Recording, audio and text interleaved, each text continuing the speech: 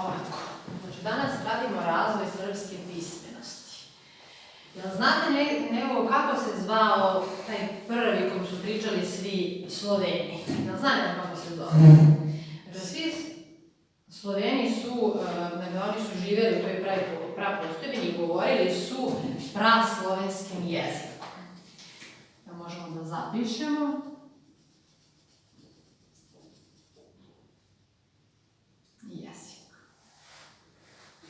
Dakle, oni kada su govorili tim jezikom, dolazi zapravo, kao što sam napisala, u 5. i 6.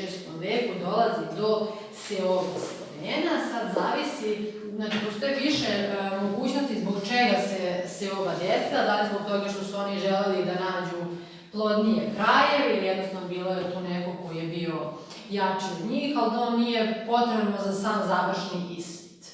Ono što je potrebno jeste da su se oni, dakle, izvršili tu se u 5. i 6. veku i da kada su se sastali sa tim starosedelačkim narodima, oni su poprimili i njihove neke, dakle, govorne oblike.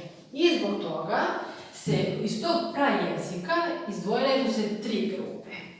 To su, znači, prva je južnoslovenska grupa, odnosno južnoslovenski jezici. Možemo isto da ih napišemo, ali napisat ću crnom. Dakle, južnoslovenski.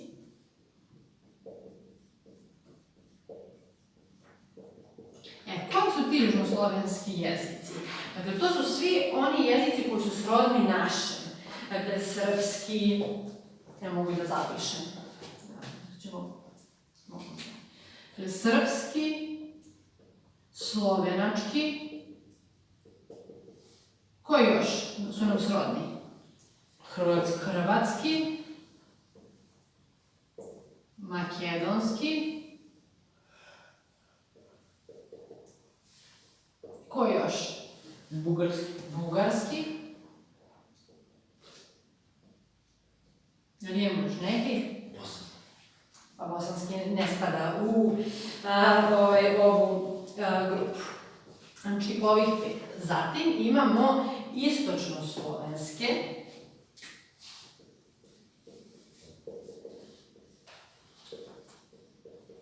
Sad kad budete učili ove jezike, najbolje ovo južno-slovensko, onda znate da su nam to susedi. I odmah znate da ne morate da učite na pamet. Sad, istočno-slovenski su ruski, beloruski i ukrajinski. Dakle, opet ima neka logika.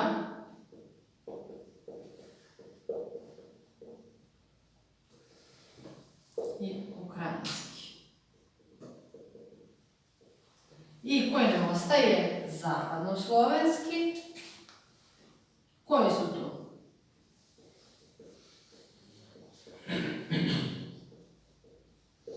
Češki, slovački, koji još? Poljski. Nisam čula. Poljski. Dobro, još neki?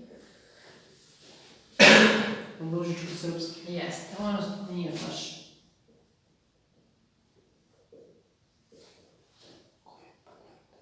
I, dakle, to su te 3 jezičke grupe koje mogu da se desi da vam budu na završnom ispitu. Sad, kad je počela slovenska pismenost? Jel zna neko? Jel se seća? Koja je to godina? Kad je knez Rastislav tražio da se dovede neko koji će da propoveda veru na slovenskom jeziku. Tražio od Vizancijevog cara Mihajla III. Jel se seća neko koja je to godina bila? Kad su došli Ćirilo i Metodije? 863. To vam je bitna godina. Ćirilo i Metodije. Ja mogu da napišem plavim. U stvari, a ko je to jezik? Zapravo, tada nastaje staroslovenski jezik. To vam nisam. I tada nastaje staroslovenski jezik. Znači, 863. godine staroslovenski jezik možemo napisati ovdje Ćirilo i Metodije.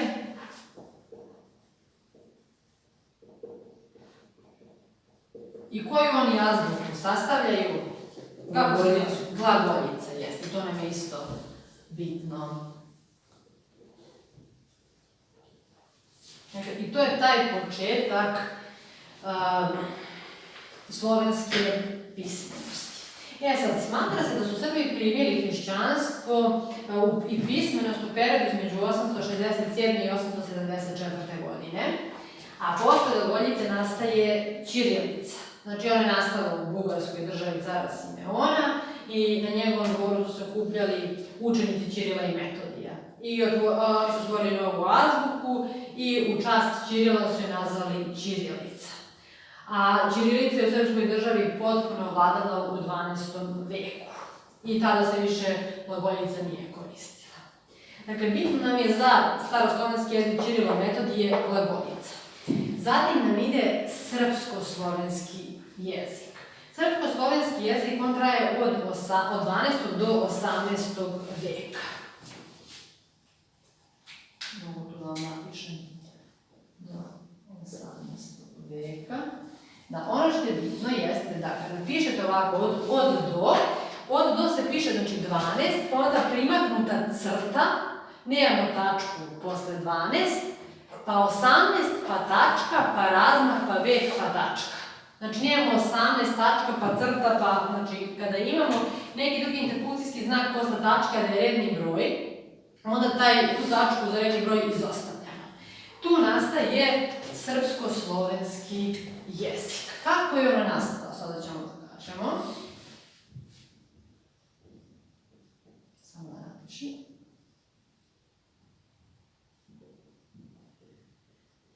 Srpsko-slovenski jezik je nastao tako što su pisari prepisivali. Dakle, imali su, zapravo su se nazivali prepisivači i oni kada bi prepisivali, oni su čitali, naravno iz knjiga, i oni su zapravo unosili te svoje elemente svog govora. Pa, na primjer, ako su pročitali staroslovensku reč Romka, oni su u svojoj glavi ponavljali ruka i tako je nastao da mešavina tog jezika i staroslovenskog jezika, srpskog i slovenskog jezika i nastoje tada srpsko-slovenski jezik ili srpska redakcija staroslovenskog jezika, može i tako da se kaže. Ono što nam je bitno za ovaj jezik jeste od kog do kog perioda je trajao. Zatim, bitno je ko je pisao, može da vam se desi da vam se... Da se snima? Da. Dobro. Dakle, može da se desi da vam budu zapravo neka dela koja su pisana tada. Naprimjer, najstariji i najpoznatiji rukopis koji je pisan na srpsko-slovenskom jeziku je Miroslavljevo jevanđelje. Možemo da napišemo.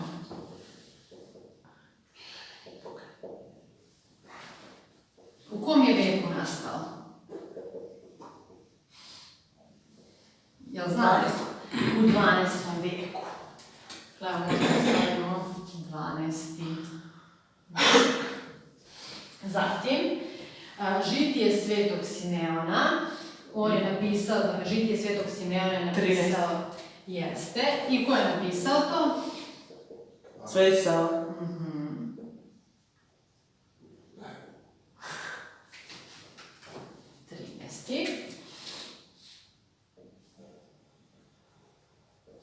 Imamo Dušanov zakonik, koji je nastao u 14. veku.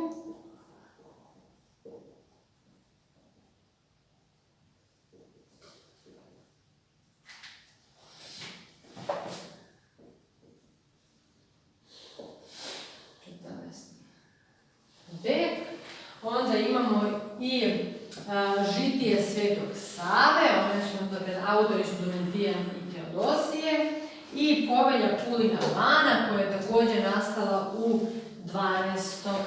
veku. Evo, napisat ću ovde.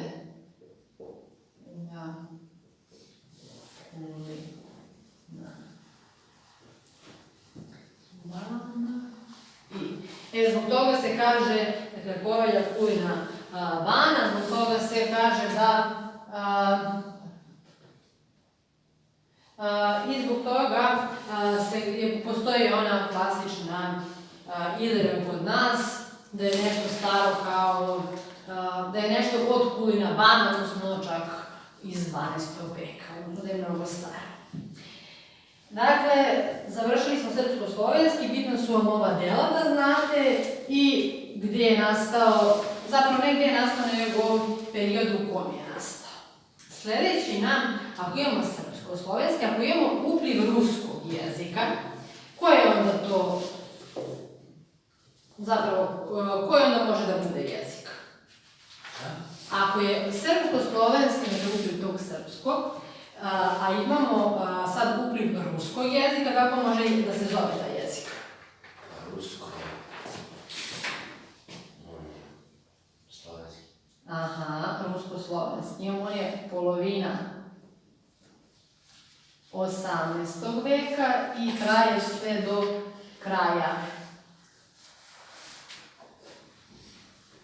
18. veka. I to je rusko-slovenski jezik. I sve se piše spojeno.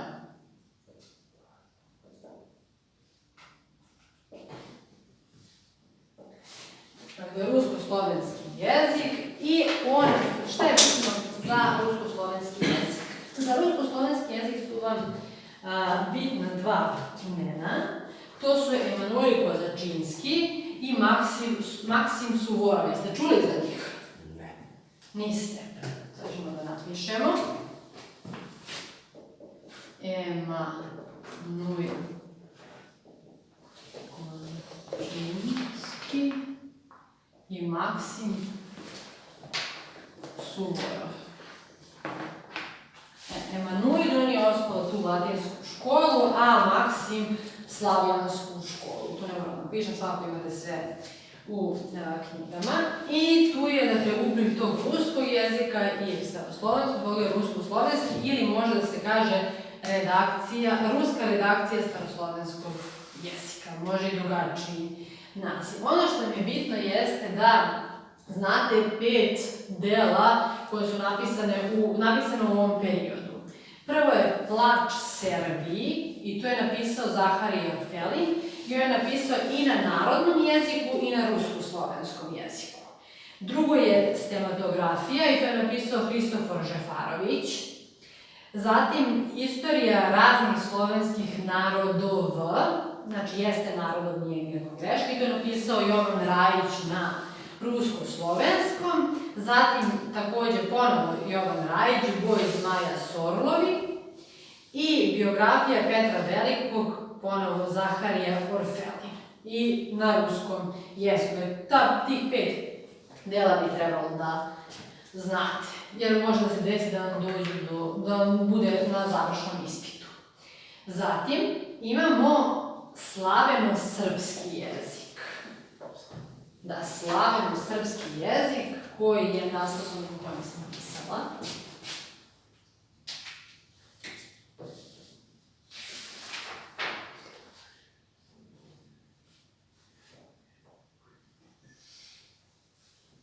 Dakle, on je nastao, slaveno-srpski je nastao druga polovina 18. i do polovine 19. veka. Ovo da započne. Druga polovina 18.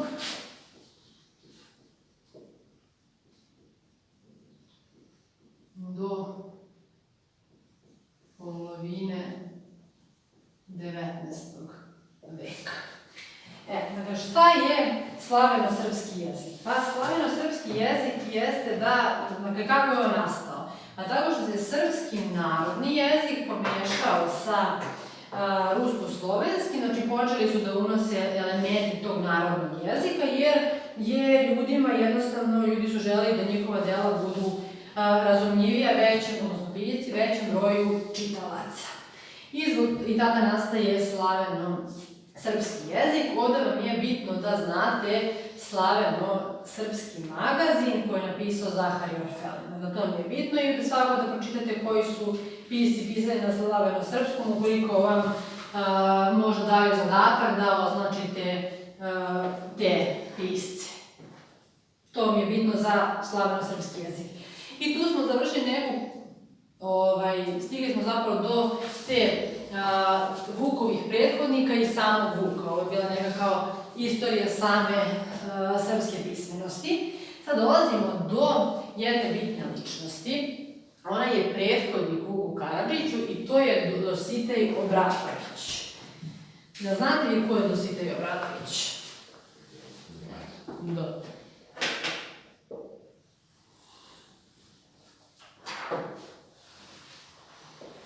Dositej Obradović, on je poznat po tome što je 1783. godine poslao pismo Haralampiju i u pismu Haralampiju govori o tome koliko je važno koristiti narodni jezik i pisati zapravo tom narodnom jeziku.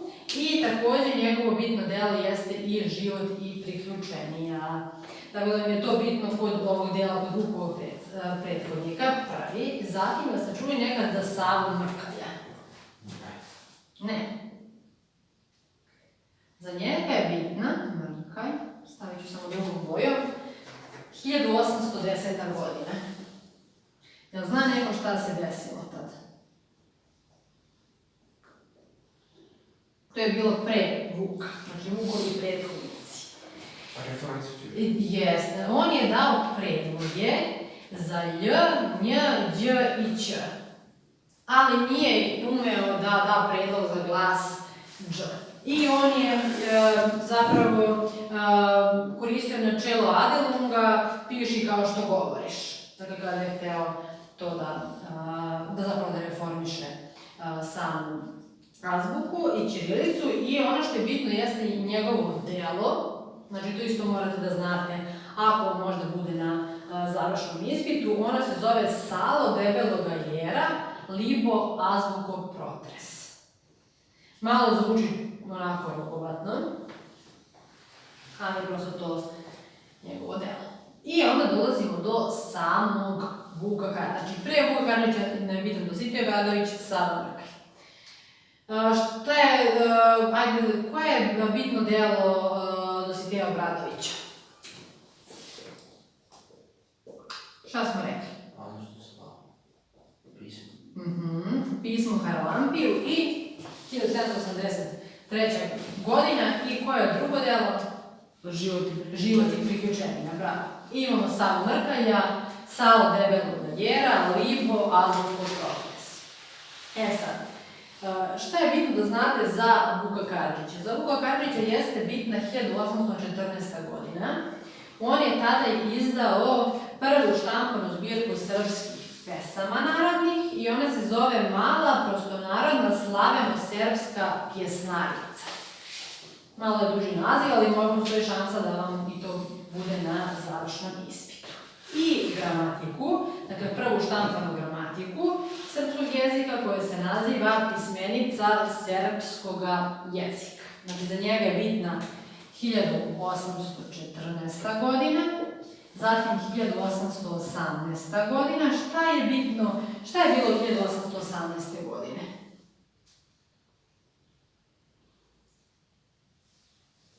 Ima 26.000 reči. Ako ima 26.000 reči, šta može da bude? Srpski rječnik. Jeste, srpski rječnik.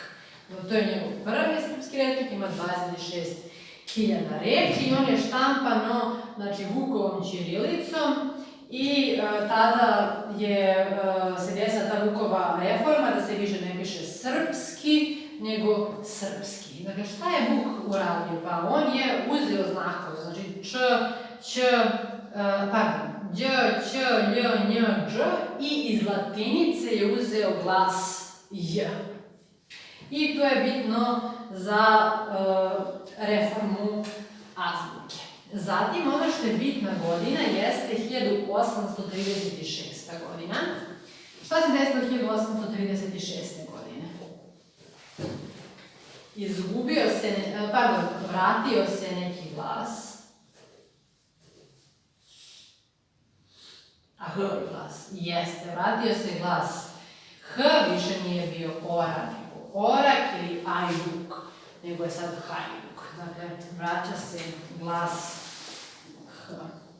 Evo, možemo da napišemo. Dakle, vraća se glas H i to je bitna ta godina koliko mislim to bude na samom završnom ispitu. Zatim, 1839. godina. Imate mnogo godina, nažalost.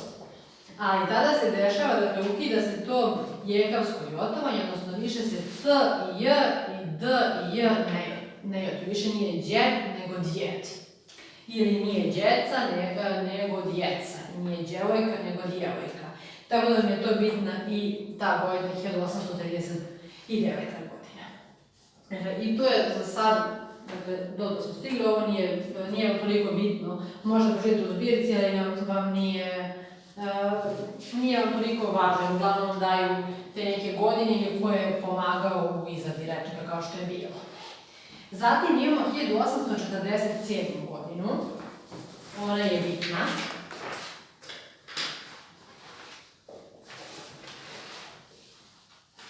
Šta se tu sve te godine desilo? Zapravo, koja djela su sve objavljena?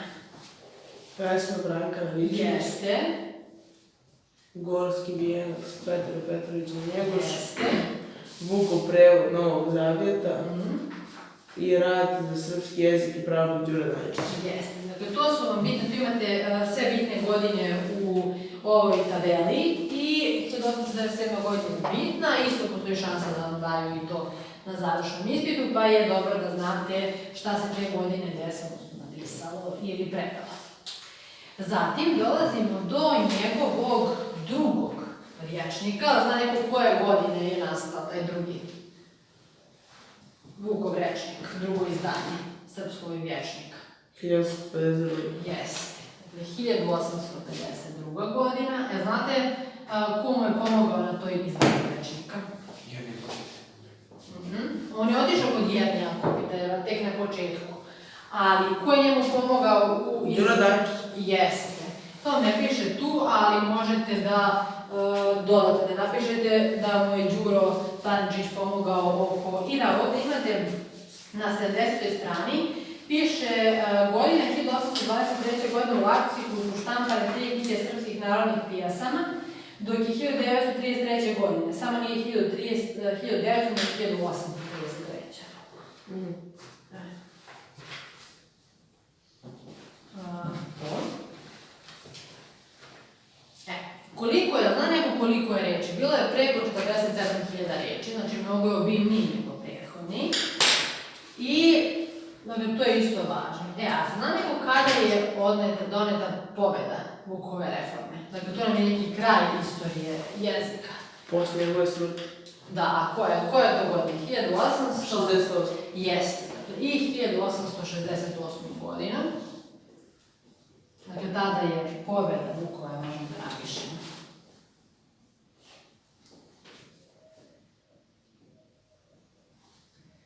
Reforme.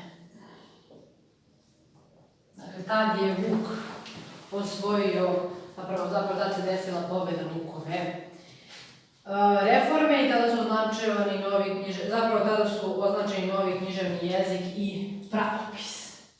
I to bi bilo nešto od najsažetije o istoriji jezika. Vi svaku zbirkom imate sve te podatke i ništa, pojedete da samo treba da sednete i da naučite ako vi do sada niste radili na tome.